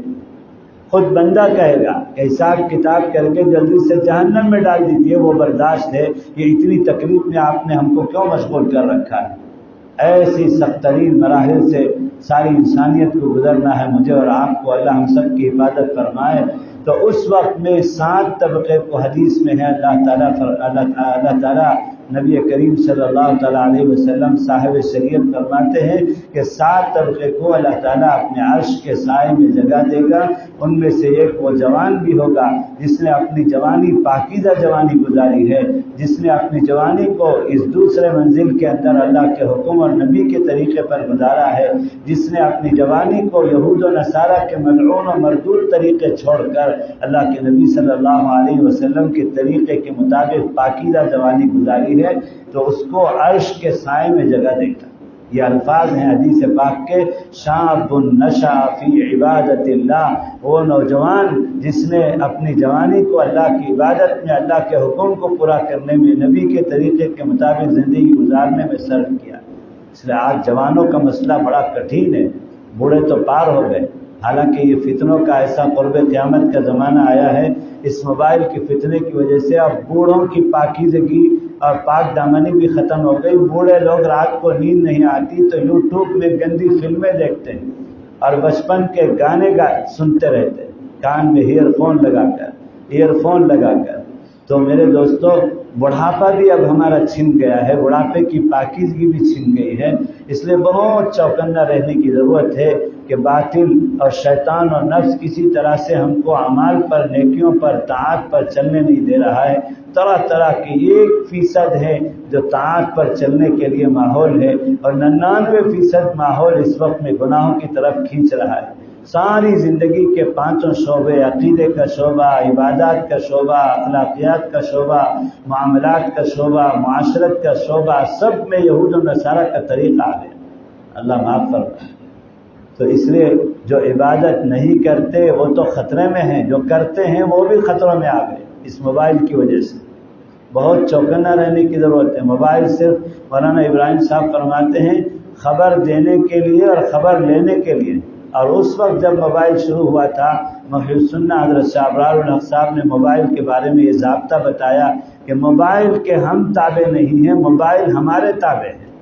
جب دیکھو موبائل، جب دیکھو موبائل، جب دیکھو موبائل، ایسا نہیں۔ یہ جدید ایجادات کا رخ صحیح کر کے استعمال کرنے کی اجازت ہے، لیکن اگر وہ ہم کو گناہوں میں ملوث کریں تو ہم خطرے میں ہیں۔ تو اس لیے میرے دوستوں، یہ جو ہے میں یہ کہہ رہا تھا کہ جو ہے تیسری منزل ختم ہونے کے بعد چوتھی منزل جب شروع ہوتی ہے تو قرآن میں اللہ تعالیٰ نے کہا منہا خلقناکم وفیہا نعیدکم۔ یہ بچہ کیوں آ رہا ہے جا رہا ہے، خلل ہو رہا ہے۔ منہا خلقناکم وفیہا نعیدکم ومنہا نخرجکم تارۃ اخری۔ قرآن میں اللہ نے کہا کہ مٹی سے پیدا کیا گیا، مٹی میں بھیجا جائے گا اور پھر سے مٹی سے اٹھایا جائے گا۔ اب تیسری منزل قبر والی، یہاں دو باتیں آپ نے سمجھی کہ یہ پیریڈ بھی ٹیمپروری پیریڈ ہے، ہزاروں سال میں ہے، ہمیشہ کوئی آدمی تیسری منزل میں نہیں رہے گا، اور یہاں اختیار پھر سے پہلی منزل کی طرح سے چھین لیا گیا۔ جو اختیار اس منزل میں جس سے میں اور آپ گزر رہے ہیں تھوڑا سا اختیار دیا گیا تھا، اور اس منزل کے اندر یہ تھوڑا سا اختیار منمانی کے لیے، خواہشات کے لیے نہیں، بلکہ ہر کام میں اللہ کا حکم اور نبی کریم صلی اللہ تعالی علیہ وسلم کا طریقہ، شادی بیاہ ہو، غم ہو، خلوت ہو، جلوت ہو، جوانی ہو، بڑھاپا ہو، سفر ہو، حضر ہو، تنہائی ہو، اجتماعیت ہو، ہر کام میں اللہ کا حکم اور نبی کریم صلی اللہ تعالی علیہ وسلم کا طریقہ اس دوسری منزل کے تھوڑے سے اختیار کے استعمال کرنے میں۔ اور میرے شیخ فرماتے تھے اس سلسلے میں ہم نے غلط پالیسی بنا لی ہے کہ دنیا والوں کو تو شادی بیاہ کے موقع پر اور دیگر مواقع پر ایک ایک کو چن چن کر خوش کرنے کی کوشش کرتے ہیں، لیکن اللہ اور اس کے رسول کو ناراض کر کے شادیاں کرتے ہیں۔ میرے شیخ نے فرمایا کسی سے اللہ اور اس کے رسول خوش ہو جائیں اور ساری دنیا ناراض ہو جائے تو اس کا بیڑا پار ہے، اور پھر فرمایا کسی سے اللہ اور اس کے رسول ناراض ہو جائیں اور ساری دنیا خوش ہو جائے تو اس کا بیڑا غرق ہے۔ ہم یہ پالیسی بنائیں کہ ہمارا اللہ ہم سے خوش ہو جائے، ہمارے رسول ہمارے سے خوش ہو جائیں، لوگوں کے خاطر جینا چھوڑیں۔ میرے دوستو، یہ تیسری منزل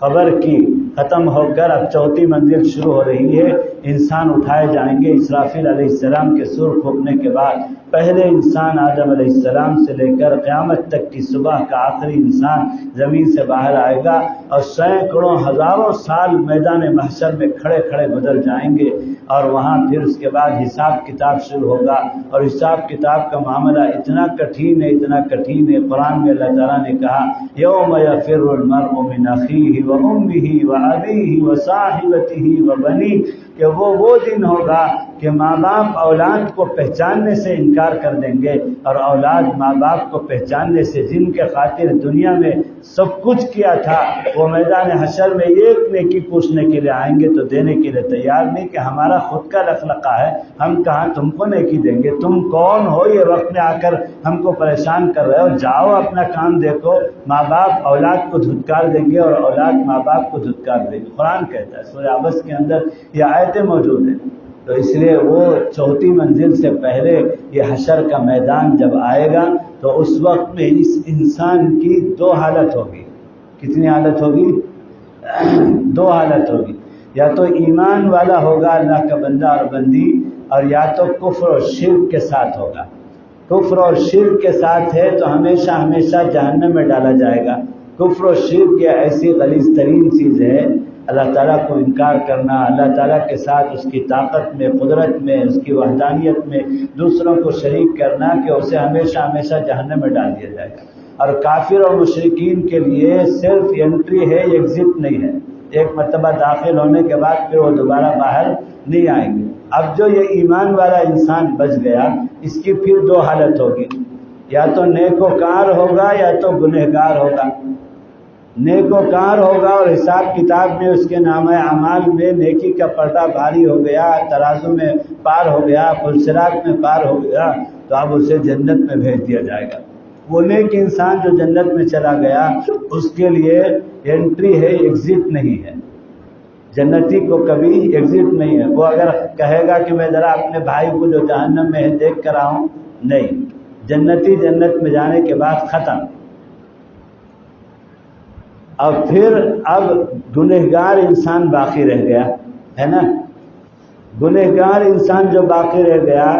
نیکوکار جنت میں چلے گئے، کفار و مشرکین جہنم میں چلے گئے، اب گنہگار درمیان میں رہ گیا، تو گنہگار کی پھر دو حالت ہوگی، یا تو اللہ تعالیٰ اسے اپنے فضل و کرم سے یا اپنے حبیب پاک ہمارے آقا صلی اللہ علیہ وسلم کی سفارش سے، کہ حدیث پاک میں آتا ہے کہ اللہ کے نبی صلی اللہ علیہ وسلم میدان محشر میں سجدے کی حالت میں ماتھا ٹیک کر سینکڑوں سال گزر جائیں گے، اور آقا صلی اللہ علیہ وسلم اللہ کے دربار میں روئیں گے کہ اللہ میری امتی کا مسئلہ حل فرما دے۔ جس نبی کا یہ حال ہے، آج ان کا امتی یہود و نصارہ کے طریقے پر زندگی گزار رہا ہے، اللہ کے نبی کے طریقے پر کا جو ہے زندگی گزارنا چھوڑ کر، تو حدیث میں آتا ہے کہ آقا صلی اللہ علیہ وسلم روتے رہیں گے تو یہاں تک کہ اللہ تعالیٰ ان سے کہیں گے ارفع راسک سل تعطک، یہ سر اٹھائیے جو اور مانگیے، جو آپ مانگیں گے وہ آپ کو دیا جائے گا۔ تو آقا صلی اللہ علیہ وسلم اس وقت مانگیں گے اے اللہ میری امت کے گنہگاروں کے حال پر رحم فرما۔ آقا صلی اللہ علیہ وسلم میرے تمہارے لیے اتنا تڑپیں گے، اور اللہ تعالیٰ حدیث میں آتا ہے کہ آقا صلی اللہ علیہ وسلم کے اسمان پر کروڑوں اربوں اللہ کے نبی صلی اللہ علیہ وسلم کی امت کے گنہگاروں کو بلا حساب کتاب اپنے فضل سے، اپنی قدرت کاملہ سے، اختیار سے معاف کر کے جنت میں بھیج دیں۔ اب گنہگار یا تو اللہ کی طرف سے فضل پر، یا تو اللہ کے نبی صلی اللہ علیہ وسلم کے جو ہے کیا کہتے ہیں سفارش پر جنت میں چلا جائے گا، اور پھر آخر میں رہ جائے گا وہ گنہگار جس پر اللہ کا فضل نہیں ہو رہا ہے، اللہ کے نبی کی سفارش اس کے حق میں قبول نہیں ہو رہی ہے۔ تو وہ گنہگار کے بارے میں حدیث میں یہ ہے کہ وہ گنہگار ایمان والا ہے لیکن گنہگار ہے، اور اللہ کا فضل اس کے ساتھ نہیں ہو رہا ہے، اور اللہ کے نبی کی سفارش اس کے حق میں اللہ تعالیٰ قبول نہیں کر رہے ہیں، تو اب اس کے بارے میں آتا ہے کہ وہ گناہ کے بقدر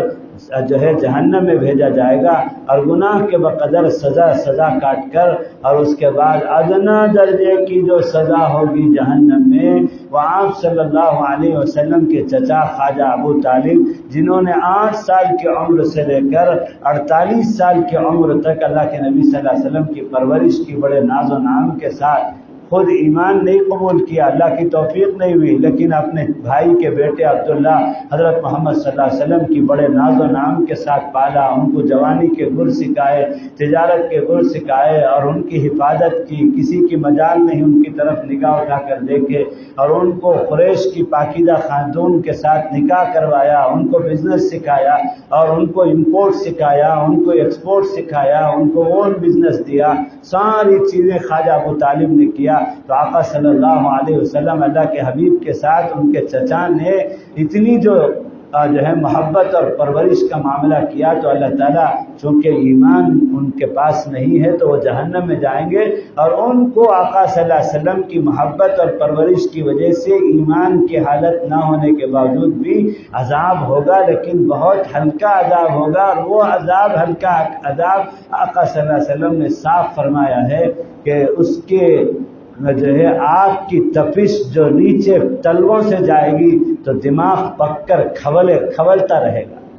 یہ سب سے آخری درجے کا جہنمی ہے حضرت خواجہ ابو طالب کو، جو آقا صلی اللہ علیہ وسلم کی وجہ سے ایمان نہ ہونے کی وجہ سے عذاب دیا جائے گا، لیکن اس سے خطرناک اللہ میری تمہاری ساری انسانیت کی حفاظت فرمائے۔ آج کل تو لوگ جنت مانگتے بھی نہیں اور جہنم سے پناہ مانگتے بھی نہیں، دنیاوی ضرورتیں اور دعا مختصر کر کے بھاگ یہاں سے مسجد میں ایسے آتے ہیں جیسے آگ میں کودنے کے لیے آتے ہیں۔ دعائیں، میں ایک مرتبہ جماعت میں گیا تھا کرناٹک میں داونی گرے ایک بڑا شہر ہے، علمی شہر ہے، وہاں لا کالج، میڈیکل کالج وغیرہ بہت ہیں۔ ہماری جماعت گئی تھی چلے کی، تو میں دیکھ رہا تھا کہ ایک پہلوان، پیشے سے وہ پہلوان تھے، وہ ہر نماز میں آدھا گھنٹہ دعا کرتے تھے۔ تو مجھے تعجب، حالانکہ میں عالم مفتی ہوں، دعا ہمارے لیے ایک طاقت اور ہتھیار ہے، دعا سے ہمارے مسائل حل ہوتے ہیں، دعا سے اللہ خوش ہوتا ہے، اور دعا نہ مانگنے پر ناراض ہوتا ہے۔ دعا ایک ہمارے لیے بہت ہی اہم چیز ہے، تو میں جانتا ہوں، لیکن مجھے تعجب ہوا کہ اتنا دعا کیوں کرتے ہیں۔ ہماری جماعت کئی دن تک رہی تو روزانہ میں 5 وقت دیکھتا تھا کہ وہ ہر نماز میں آدھا پون گھنٹہ دعا کر رہے ہیں۔ تو ایک دن میں نے ان کو بٹھا کر پوچھا، پہلوان صاحب آپ اتنی دعا لمبی لمبی کیا کرتے ہیں، کیا کہتے ہیں آپ ذرا بتائیے؟ تو وہ ہنس کر کہنے لگے مفتی صاحب آپ پوچھتے ہیں آپ کو کیا کہا جائے، آپ تو مفتی صاحب ہیں، لیکن انہوں نے جو جواب دیا تو میرا کلیجہ منہ کو آ گیا، آج تک میں ان کے جواب سے محظوظ ہوتا ہوں اور بھول نہیں پاتا۔ ہم سب کے لیے اس میں سبق ہے، اللہ کے بندوں کو اللہ سے تعلق ایسا ہی ہونا چاہیے۔ اس نے کہا مفتی صاحب فجر سے لے کر ظہر تک جو ہوتا ہے وہ ظہر کی نماز میں اللہ کو سناتا ہوں، اور ظہر سے لے کر عصر تک جو ہوتا ہے وہ عصر کی نماز میں سنا دیتا ہوں، اور عصر سے مغرب تک جو ہوتا ہے وہ مغرب میں سنا دیتا ہوں، اور مغرب سے لے کر عشاء تک جو ہوتا ہے وہ عشاء میں سنا دیتا ہوں، اور عشاء سے لے کر فجر میں جو ہوتا ہے اللہ کو سناتا ہوں، اور اللہ ہی کو تو سنانا ہے اور کس کو سنانا ہے، وہ میری سنتا ہے اور میرے مسائل حل کرتا ہے، میں کسی اور غیر اللہ سے نہیں کہتا۔ اللہ اتنی بڑی طاقت ہے۔ آج دعا ہم سے چھن گئی ہے، دعا کی قبولیت اٹھ گئی ہے، یہی روحانی بیماریوں کی وجہ سے۔ جب تک روحانی طور پر صحت نہیں ہوتی دعائیں، لمبی دعائیں قبول بھی نہیں ہوتی، وہ بھی میں آپ کو بتا دوں۔ تو آخری درجے میں یہ بندہ مومن ایمان والا جو گنہگار ہے، جس کو اللہ کا فضل شامل حال نہیں ہوتا اور اللہ کے نبی کی سفارش قبول نہیں ہوتی، وہ اپنے گناہ کے بقدر جہنم میں بھیجا جائے گا، اور گناہ کے بقدر سزا پا کر جس طرح دنیا میں بیمار آدمی کو ہسپتال میں داخل کیا جاتا ہے، کوئی آدمی نہیں چاہتا کہ ہسپتال میں جائیں، وہاں اے سی ہو آئی سی ہو کچھ بھی ہو، لیکن کسی کو وہ وحشتناک منظر ہی ایسا بھیانک ہوتا ہے، کئی لوگ جو دن کا دل ڈرپوک ہوتا ہے وہ منظر دیکھ کر ہی مر جاتے ہیں۔ تو ہسپتال میں جانا کوئی پسند نہیں کرتا، لیکن بیمار ایک وقت بے قابو ہو جاتا ہے اور اس کے گھر والے محبت میں اس کو لے جاتے ہیں، اور 8-10 دن رہ کر آئی سی یو میں اور آئی سی یو میں گزر کر لاکھوں روپے کا بل بنا کے یا تو مر جاتا ہے یا تو صحت کے بعد دوبارہ گھر واپس آتا ہے۔ تو اسی طرح حضرت جو ہے جناب نبی کریم صلی اللہ تعالیٰ علیہ وسلم فرماتے ہیں کہ یہ گنہگار مومن ایمان کے باوجود اللہ کا فضل اور نبی کی سفارش اس کے حق میں قبول نہ ہونے کی وجہ سے جہنم میں بھیجا جائے گا، گناہ کے بقدر سزا پا کر ایمان کی برکت سے آخر ایک دن وہ بھی جنت میں آئے گا، اور جب سزا پا کر دھل دھلائی کے بعد جنت میں آ جائے گا تو اب انٹری کے بعد ایگزٹ نہیں، یہاں سے بس ختم۔ اب ہر انسان کی یا تو جنت کی شکل میں یا تو جہنم کی شکل میں چوتھی منزل شروع ہو جائے گی۔ یہ انسان کی چوتھی منزل، چوتھا پلیٹ فارم ہے۔ یہاں دو باتیں،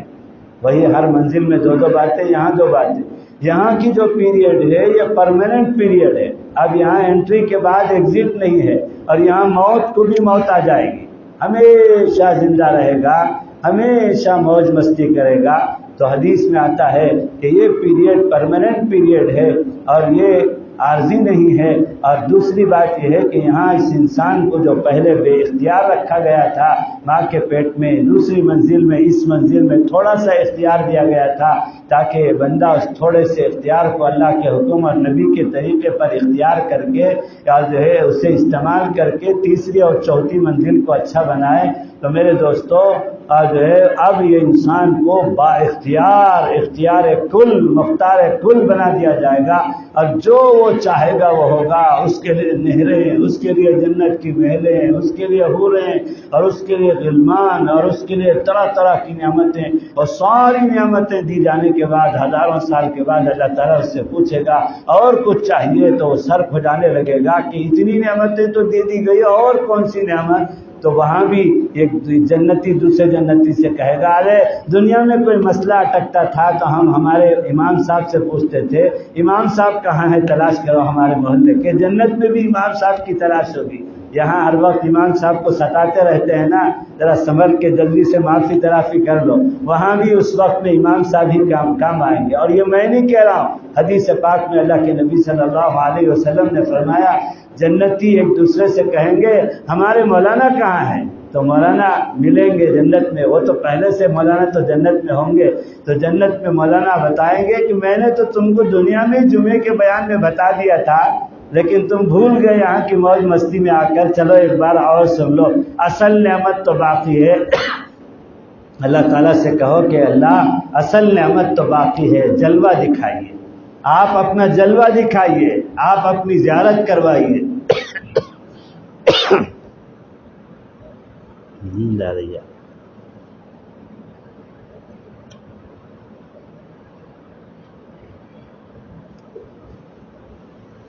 تو حدیث پاک میں آتا ہے کہ اللہ تعالیٰ جلوہ دکھائیں گے، جنتیوں کو اپنی زیارت کروائیں گے اور سورہ رحمان کی تلاوت کریں گے خود اللہ تعالیٰ، تو بندہ سجدے میں گر جائے گا اور اب تک کی ساری نعمتوں کو اللہ کی جھلک اور جلوے کو دیکھ کر بھول جائے گا اور ہزاروں سال سجدے کی حالت میں رہے گا۔ اس نعمت کو اللہ مجھے اور آپ کو وہ نعمت نصیب فرمائے۔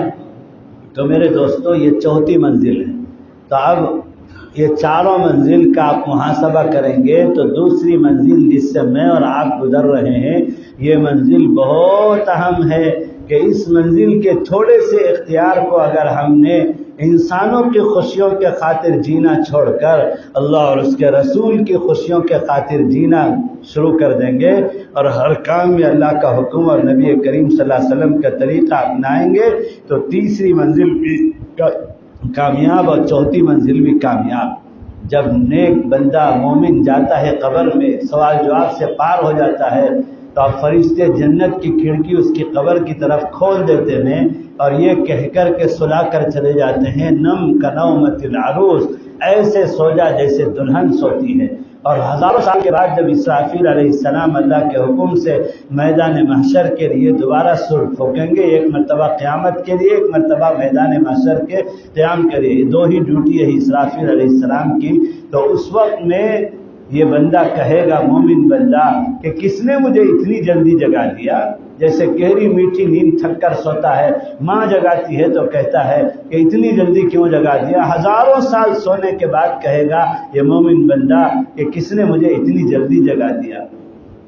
اور پھر اگر گنہگار بندہ جائے گا تو قبر بہت کٹھین منزل ہے۔ آقا صلی اللہ علیہ وسلم نے روتے ہوئے فرمایا کہ جو بندہ تیسری منزل میں اٹک گیا وہ ہمیشہ کے لیے اٹک گیا، جو تیسری منزل میں پار ہو گیا وہ ہمیشہ کے لیے پار ہو گیا۔ عبداللہ ابن عمر رضی اللہ تعالیٰ عنہ، حضرت عمر رضی اللہ تعالیٰ عنہ کے بیٹے کہتے ہیں کہ جب ابا جان کو لولو فردوس نے برچھا مار کر شہید کرنے کی کوشش کی اور خون کے فوارے نکل رہے تھے اور نیچے گر گئے تو میں نے اٹھا کر ان کا سر مبارک اپنے ران میں رکھ لیا، تو بار بار ابو جان میرے ران سے اپنے سر مبارک کو نیچے گرا رہے تھے۔ میں نے روتے ہوئے پوچھا، ابو جان میری ران اس قابل نہیں ہے کہ آپ کے سر مبارک رکھی جائے، تو فرمایا کہ جاؤ جلدی سے حذیفہ کو بلا کر لاؤ۔ حذیفہ ابن الیمان رضی اللہ تعالیٰ عنہ وہ صحابی رسول صلی اللہ علیہ وسلم تھے جن کو اللہ کے نبی نے اپنا رازدار بنایا تھا اور سیکریٹس ان کے پاس میں اللہ کے نبی دکھاتے تھے، منافق کون کون ہیں یہ سب چیزیں دکھاتے تھے۔ اور اللہ کے نبی صلی اللہ علیہ وسلم کو اللہ کا حکم ہوا کہ منافقین کے جنازے میں شرکت مت کریے، ولا تصلی علی احد منهم مات ابدا ولا تقم علی قبری۔ قرآن میں اللہ تعالیٰ نے بتایا کہ آپ صلی اللہ علیہ وسلم منافقین کے جنازے میں شرکت نہ کریں اور منافقین کا نام لسٹ لکھواتے تھے حذیفہ ابن الیمان کو کہ تمہارے پاس راز ہے، اگر کوئی منافق مر جائے تو مجھے اطلاع دینا، اور آپ صلی اللہ علیہ وسلم اس کے جنازے میں شرکت نہیں کرتے۔ تو حذیفہ کو بلایا، حذیفہ رضی اللہ تعالیٰ عنہ کو نبی حضرت عمر رضی اللہ تعالیٰ عنہ اتنے بڑے جلیل القدر صحابی، اللہ کے نبی نے فرمایا جس راستے سے عمر گزرتے ہیں شیطان راستہ بدل لیتا ہے، اور انسانوں میں کسی سے ڈرا ہے تو عمر سے ڈرا ہے۔ فرمایا کتنی رائے حضرت عمر کی ایسی ہیں کہ جبرائیل آسمان سے اتر گئے اللہ کی طرف سے کہ عمر جو رائے دے رہے ہیں وہ آج کے بعد سے قیامت تک کے لیے شریعت بن گئی۔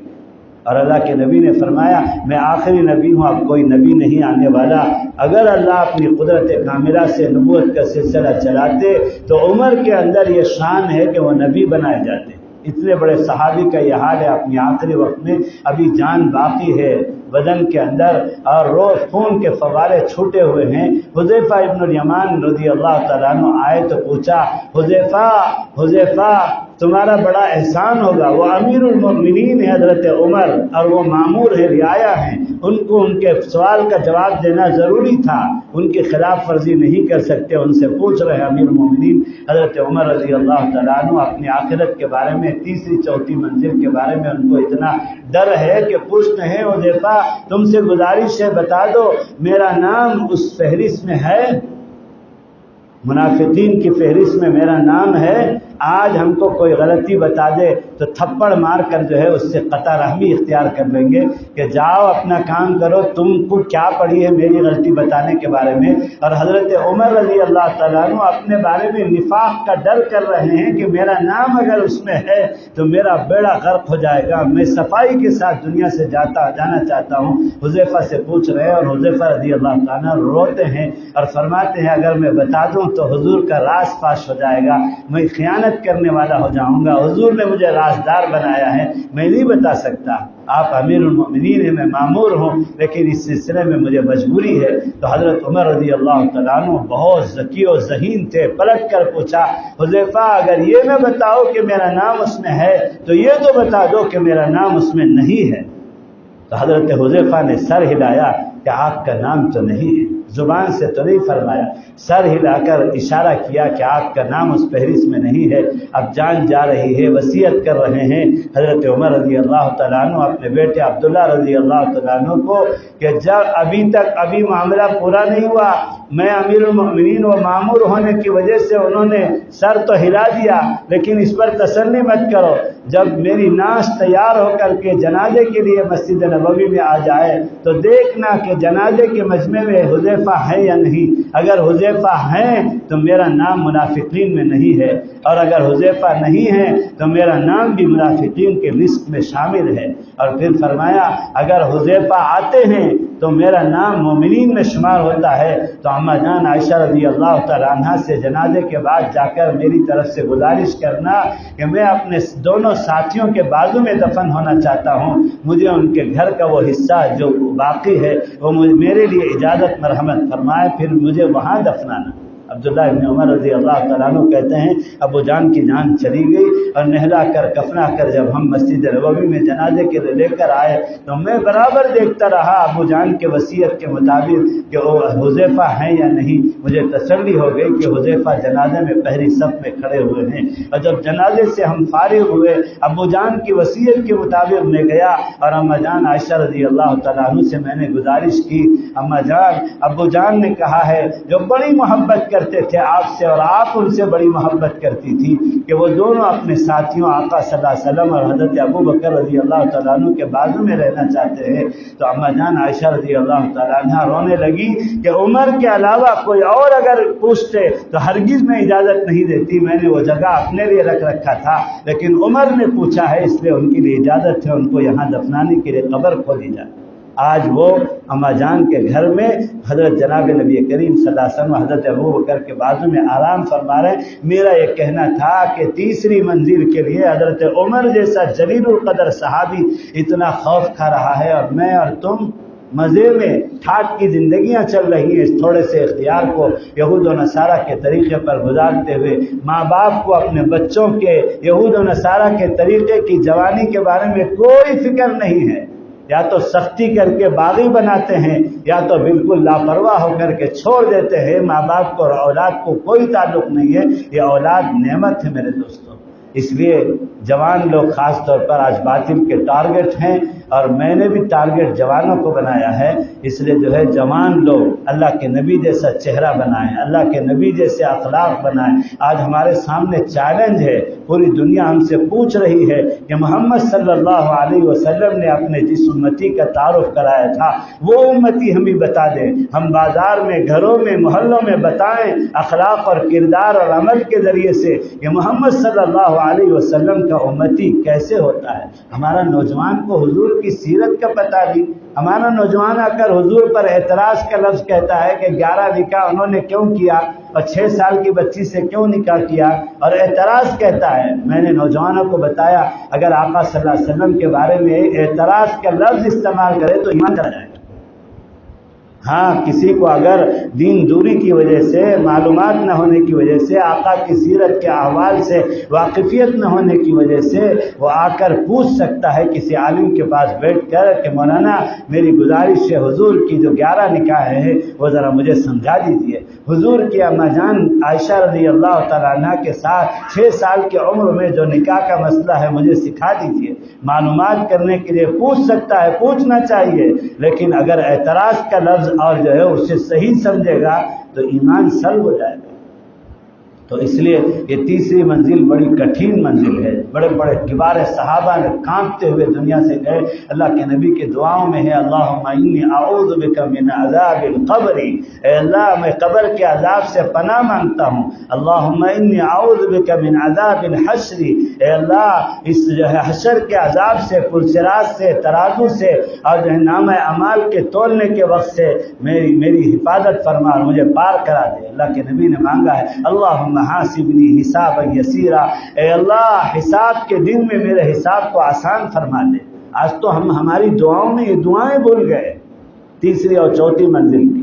تو اس لیے جو دوسری منزل ہے جس سے میں اور آپ گزر رہے ہیں، اور بلاوا کب آ جائے معلوم نہیں. یہ زندگی بلبلا ہے، اور یہ زندگی جو ہے غیر یقینی ہے، اور جو ہے موت یقینی ہے. موت کا آنا، موت سے کسی کو فرار نہیں ہے. اینما تکونوا یدرککم الموت ولو کنتم فی بروج مشیدہ، تم جا کر آسمان کے اونچائی کے برابر بروج بنا کر وہاں چلے جاؤ تو موت وہاں بھی آئے گی، اور اسرائیل علیہ السلام وہاں بھی اللہ کے حکم سے تمہاری جان نکالیں گے. تو اس لیے اس دوسری منزل کے اس تھوڑے سے اختیار کو، تھوڑی سی زندگی کو غنیمت سمجھ کر ایک ایک لمحہ وصول کرنے، اور اپنے پانچوں شعبوں کا دین، عقیدے کا دین، معاملات کا دین، اخلاق کا دین، عبادت کا دین، معاشرت کا دین، پانچوں شعبوں کے دین کا محاسبہ کریں اور اللہ کے حکم اور نبی کے طریقے پر گزاریں. لوگوں کی خوش کرنے کی پالیسی چھوڑ کر اللہ اس کے رسول کی خوش کرنے کی پالیسی اختیار کریں. اس کے لیے تین کام کریں. تعلیم سے جڑے، دینی تعلیم، دنیاوی تعلیم، اسی سے ہمارے ملک کا روشن مستقبل ہے. ہماری نئی نسل اگر دینی دنیاوی تعلیم حاصل کرے گی تو سر اٹھا کر جیے گی، اور کوئی خوف و ہراس اور ٹینشن ڈپریشن میں جانے کی کوئی ضرورت نہیں ہے. اور دوسرا کام جو کرنے کا ہے دعوت و تبلیغ کے تا سے 3 دن 40 دن 4 مہینے اندرون کی محنت، بیرون کی محنت، اجتماع سے پہلے کی محنت، اجتماع کے بعد کی محنت، محلے کے 5 کام، گھر کی تعلیم، مسجد کی تعلیم، محلے کا گشت، پڑوس محلے کا گشت، اور ہفتہ واری اجتماع، اور اثر سے لے کر دوسرے دن صبح تک، اشراق تک شب بیداری کے ساتھ میں، اور ہفتہ واری شہر کے مشورے میں شرکت، اور صوبے کے مشورے میں شرکت، ملک کے مشورے میں شرکت، اور ضلع کے مشورے میں شرکت، مستورات کی جو ہے دعوت کی ترتیب، ان کاموں سے جڑیں گے انشاءاللہ تعالیٰ. تو یہ دعوت کا کام کوئی آپشنیبل کام نہیں ہے، یہ تو کمپلسری ہے. یہ دعوت کا کام اپنی ذات کی اصلاح کے لیے ہے. اس دعوت کے کام میں ہم لگے رہیں گے. کروڑوں انسان شرابی کبابی اس دعوت کے کام کی وجہ سے اللہ کے ولی بن گئے. کروڑوں انسان جو ہے گھر جنت کا نمونہ بن گئے تعلیم کے حلقوں کی وجہ سے. اسے اپنی ضرورت اور دنیا اور آخرت کی کامیابی اور نجات کا ذریعہ سمجھ کر دعوت کے کام سے جڑے ہمارے نوجوان، اور اندرون میں بھی دعوت، اپنوں میں بھی، اور برادران وطن کے درمیان میں بھی دعوت. برادران وطن کے درمیان میں ہم جو ہے محلوں میں رہتے ہیں اور تجارت میں رہتے ہیں، تو ان کے اوپر، ہمارے اوپر ان کا حق بنتا ہے اگر ان کا کوئی بیمار ہو جائے تو اس کی عیادت کرے. اگر ان کے گھر کوئی خوشی کا موقع ہے تو ہم جا کر کے ان کو مبارکبادی مٹھائی پیش کر کے دیں. عید میں، شادی بیاہ میں کوئی مر جائے تو پرسہ تسلی دے. یہ ہمارے اوپر ان کا حق ہے. اور پھر جو ہے بتائیں کردار سے، کیریکٹر سے، اخلاق نبوی سے کہ اللہ کے نبی صلی اللہ علیہ وسلم کا امتی مومن مسلم ایسے ہوتا ہے. پیار اور جو ہے نفرت کا جواب پیار سے دیا جائے گا، آگ کو پانی سے بجھایا جائے گا. تو میرے دوستو دوسری ہے، دوسرا کرنے کا کام ہے تبلیغ، دعوت و تبلیغ اپنوں میں اور برادران وطن میں. اور تیسرا کرنے کا کام ہے کہ اللہ والوں کی صحبت. بڑے بڑے شرابی لوگ اللہ والوں کی صحبت میں جڑ کر شراب چھوڑ دیا، کباب چھوڑ دیا، اور جو ہے ان کی خواہشات کی زندگی کو فنا کر دیا. یہ نفس و شیطان کچلتے ہیں اللہ والوں کے سائے میں. اللہ والوں سے جڑیں گے تو زندگیوں میں دین آئے گا، اور منٹوں میں، لمحوں میں زندگیاں بدل جائے گی. تو اس لیے میرے دوستو یہ 3 کرنے کا کام ہے. یہ دوسری منزل کو غنیمت جانو. اس منزل کے تھوڑے سے اختیار کو اپنے روح کے بنانے کی فکر میں لگاؤ، اور اپنے اندر 100% 500 شعبوں کا دین لانے کے لیے فکر کرو. اور انسانوں کو خوش کرنا چھوڑ کر اللہ اس کے رسول کو خوش کرنے کا طریقہ اختیار کرو. اس کے لیے دینی دنیاوی تعلیم سے جڑو، اور اس کے لیے دعوت و تبلیغ سے جڑو، اور اس کے لیے جو ہے اللہ والوں کی صحبت اختیار کرو. تو انشاءاللہ دنیا بھی ہماری کامیاب اور آخرت بھی ہماری کامیاب کریں گے انشاءاللہ۔ اللہ توفیق عطا فرمائے۔ سننا سنانا تو بہت ہوتا ہے، سنتے سنتے داڑھی سفید ہو گئے، بولتے بولتے داڑھی سفید ہو گئے، اب تو کچھ کر کے لے کر جانا ہے۔ نوجوان بھی خاص طور پر آج کے دن سے اپنی زندگیوں کو بدلیں، اور جو ہے ہم اپنے گھروں میں پالیسی بنائیں کہ ہر کام میں اللہ کا حکم اور نبی کا طریقہ، اللہ اور اس کے رسول خوش ہو جائیں، ساری دنیا ناراض ہو جائے کوئی حرج نہیں ہے۔ اللہ ہم سب کو اپنی رضا والی زندگی نصیب فرمائے۔ وآخر دعوانا الحمدللہ رب العالمین۔ یا رب صلی وسلم دائما ابدا ابدا علی حبیبک خیر الخلق کلہم یا ارحم الراحمین یا ارحم الراحمین یا ارحم الراحمین یا ذا الجلال والاکرام یا ذا الجلال والاکرام یا ذا الجلال والاکرام۔ اے اللہ ہمارے گناہوں کو معاف فرما، اے اللہ ہمارے خطاؤں سے درگزر فرما، اے اللہ ہم بہت گنہگار ہیں، خطا کار ہیں، عاصی ہیں، مجرم ہیں، اے اللہ تو ہمیں معاف فرما، تو رحمان ہے، رحیم ہے، بڑے پاپیوں کو معاف کرنے والا ہے، بار بار معاف کرنے والا ہے۔ اے اللہ تو ہمیں اور پوری امت مسلمہ کو معاف فرما دے۔ اے اللہ تو کریموں کا کریم ہے، اب تک کرم کرتے چلا رہا ہے، مزید کرم فرما دے۔ اے اللہ ہماری اور پوری امت مسلمہ کی مغفرت فرما دے۔ اے اللہ تو ہمیں اپنا بنا لے، تو ہمارا ہو جائے، اللہ تو ہمارا ہی ہے۔ اے اللہ تیرا بننے کے لیے جن صفات کی ضرورت ہے وہ صفات والی زندگی نصیب فرما۔ اے اللہ تو اگر دھتکار دے گا تو کون سا در ہے جہاں ہم جا سکیں گے۔ اے اللہ ہم گندے ہیں، تیرے بندے ہیں، تیرے حبیب صلی اللہ علیہ وسلم کے امتی ہیں۔ اے اللہ ہم اپنے گناہوں کی وجہ سے بہت پریشان حال ہیں۔ اے اللہ ذلیل و خوار ہو رہے ہیں۔ اے اللہ تو اپنے حبیب صلی اللہ علیہ وسلم کی خوشیوں کے خاطر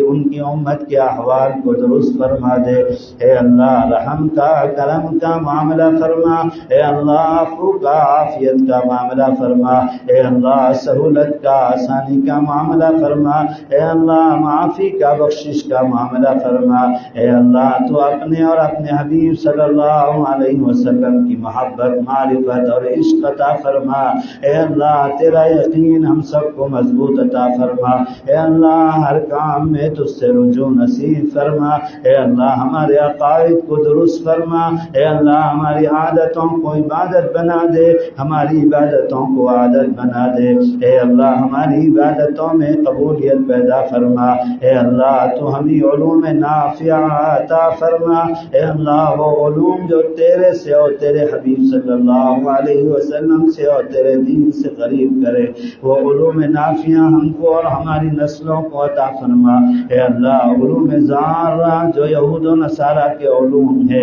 اے اللہ جس سے دین بیداری، دین دوری پیدا ہوتی ہے، ان علوم سے ہماری اور ہماری نسلوں کی حفاظت فرما۔ اے اللہ ہم سب کو ذاکر و شاغل بنا۔ اے اللہ ذکر کی برکت سے اے اللہ تو ہم سب کو اے اللہ دھیان والی کیفیت والی زندگی نصیب فرما۔ اے اللہ سکون و چین اور اطمینان نصیب فرما۔ اے اللہ ہمیشہ ذاکر و شاغل بنا دے۔ اے اللہ اپنے حقوق بھی ہم سے ادا کروا لے۔ اے اللہ موت سے پہلے اپنے بندے اور بندیوں کے حقوق کو جان جان کر پوچھ پوچھ کر ادا کرنے کی توفیق عطا فرما۔ اے اللہ دونوں حقوق سے موت سے پہلے بری فرما دے۔ اے اللہ ہم سب کو صفات والی زندگی عطا فرما، اخلاق حسنہ عطا فرما، اخلاق رذیلہ سے حفاظت فرما۔ اے اللہ امت کے اندر اکرام مسلم زندہ فرما۔ اے اللہ عوام الناس میں علماء سے محبت اطاعت اے اللہ پیدا فرما، عظمت پیدا فرما۔ اے اللہ علماء کے دل میں عوام کے لیے تڑپ اور طلب پیدا فرما۔ اے اللہ دونوں کے درمیان میں خالص دینی تعلق مضبوط اور مستحکم نصیب فرما۔ اے اللہ ہم سب کی جان اور مال تیری دینی نعمتیں ہیں۔ اے اللہ یہ جان یہ مال تیرے دین کی اشاعت اور حفاظت کی جو منصوص شکلیں ہیں، مقبول شکلیں ہیں، اے اللہ اللہ مساجد اور اعمال مساجد، مکاتب قرآنیہ، مدارس دینیہ، خانقاہیں، جماعتیں، جمعیتیں، اے اللہ ان سب کے لیے ہم کو، ہماری نسلوں کو آخری سانس تک قبول فرما لے۔ اے اللہ ان سب کی حفاظت فرما، حرمین شریفین کی، بیت المقدس کی حفاظت فرما، دارالعلوم دیوبند، مزارالعلوم سہارنپور، دارالعلوم ندوۃ العلماء کی حفاظت فرما۔ اے اللہ امت کو مدارس سے، علماء سے جوڑ دے، اے اللہ خانقاہوں سے، دعوت کے کام سے جوڑ دے، اے اللہ امت کے بے روزگاروں کو روزگاری حلال عطا فرما، اے اللہ بیماروں کو شفاء کاملہ عاجلہ عطا فرما، ہر طرح کے آسمانی زمینی آفتوں سے امت کی حفاظت فرما، اے اللہ جسمانی روحانی بیماریوں سے صحت عطا فرما، ظاہر و باطن کو اچھا بنا دے، دنیا اور آخرت کو اچھا بنا دے، اے اللہ ہم سب کو اپنے جائز مقاصد حسنہ میں کامیابی عطا فرما، اے اللہ قبر کے حشر کے مراحل آسان فرما، اے اللہ یہ زندگی یہ جوانی تیری دینی امانت ہے، اسے تیرے حکم و تیرے حبیب صلی اللہ علیہ وسلم کے طریقے پر گزارنا آسان فرما، اے اللہ اس کے لیے توفیق کو شامل حال فرما، اے اللہ دین کی باتیں جو سنتے ہیں اس پر عمل کی توفیق عطا فرما، اے اللہ رحم کا کرم کا معاملہ فرما، اے اللہ عفو کا عافیت کا معاملہ فرما، اے اللہ امت کے بے گھروں کو گھر عطا فرما، اے اللہ بے اولادوں کو صاحب اولاد بنا، اے اللہ جو صاحب اولاد ہیں ان کی اولاد کو ان کی آنکھوں کا ٹھنڈک بنا، اے اللہ جوان بچے اور بچیوں کی جوانی کی حفاظت فرما، اے اللہ ان کی جوانی کو اے اللہ تیرے دین کی اشاعت اور حفاظت کے لیے قبول فرما، جو جوان بچے شادی شدہ ہیں ان کو خوشگوار زندگی ایک دوسرے کے حقوق کی ادائیگی والی نصیب فرما، اے اللہ جو جوان بچے اور بچیاں اے اللہ غیر شادی شدہ ہیں ان کے نکاحوں میں کسی بھی وجہ سے تاخیر ہو رہی ہو، اے اللہ ان سب رکاوٹوں کو ختم فرما کر صالح جوڑ مہیا فرما کر مسنون طریقے سے نکاحوں کی شکلیں اور صورتیں پیدا فرما، اے اللہ ہم سب کو مقبول بندوں میں شمار فرما، مقبول بندوں کا ساتھ نصیب فرما، اے اللہ تیرے اولیاء جو جا چکے ہیں ان کے درجات کو بلند فرما، اعلیٰ علیین میں جگہ نصیب فرما، اے اللہ جو زندہ ہیں خاص طور پر حضرت مولانا سید ارشد مدنی دامت برکاتہم، اے اللہ مفتی احمد صاحب خان پوری دامت برکاتہم، مولانا منیر صاحب دامت برکاتہم، مولانا سید رابع حسنی دامت برکاتہم، مولانا ابراہیم صاحب دامت برکاتہم، حضرت حکیم کلیم اللہ صاحب دامت برکاتہم، مولانا سید شاہد صاحب دامت برکاتہم، اور مولانا سید عاقل صاحب دامت برکاتہم، اور میرے شیخ کے خلفاء اور جتنے صاحب نسبت چاروں سلسلے کے اللہ دنیا میں زندہ ہیں، اے اللہ ان کو صحت و عافیت نصیب فرما، ان کو قوت و ہمت نصیب فرما، اے اللہ ان کی عمروں میں برکت عطا فرما، اے اللہ ان سب کے فیض سے پورے عالم کو مستفیض فرما، اے اللہ ان کی قدردانی کی توفیق عطا فرما، اے اللہ ہم سب کو اے اللہ مغفرت فرما، اے اللہ ہمارے جتنے رشتہ دار اعزاء و اقارب تلامذہ ہیں اللہ اساتذہ مشائخ جملہ مومنین مومنات جو انتقال کر گئے ان سب کی مغفرت فرما، ان کے قبر حشر کے مراحل آسان فرما، اے اللہ جو خیر مانگا ہے وہ بھی عطا فرما، جو خیر مانگنے سے رہ گیا وہ بھی عطا فرما، اے اللہ نبی کریم صلی اللہ تعالی علیہ وسلم نے جتنے خیر مانگی ہیں وہ سب ہمیں اور پوری امت مسلمہ کو عطا فرما، اے اللہ نبی کریم صلی اللہ تعالی علیہ وسلم نے جتنے شروں سے پناہ مانگی ہیں اے اللہ ان تمام شروں سے ہماری اور پوری امت مسلمہ کی حفاظت فرما، اے اللہ ہم سب کو اے اللہ اپنے مقبول بندوں میں شمار فرما، مقبول بندوں کا ساتھ نصیب فرما، سنتوں والی ایمان اور ایمانیات والی زندگی نصیب فرما، اے اللہ اپنے اپنے وقت پر اکمل ایمان پر حسن خاتمہ ہم سب کو نصیب فرما، اے اللہ ہماری دعاؤں کو محض اپنے فضل و کرم سے جناب نبی کریم صلی اللہ تعالی علیہ وسلم آپ کو مقام محمود مقام وسیلہ عطا فرما،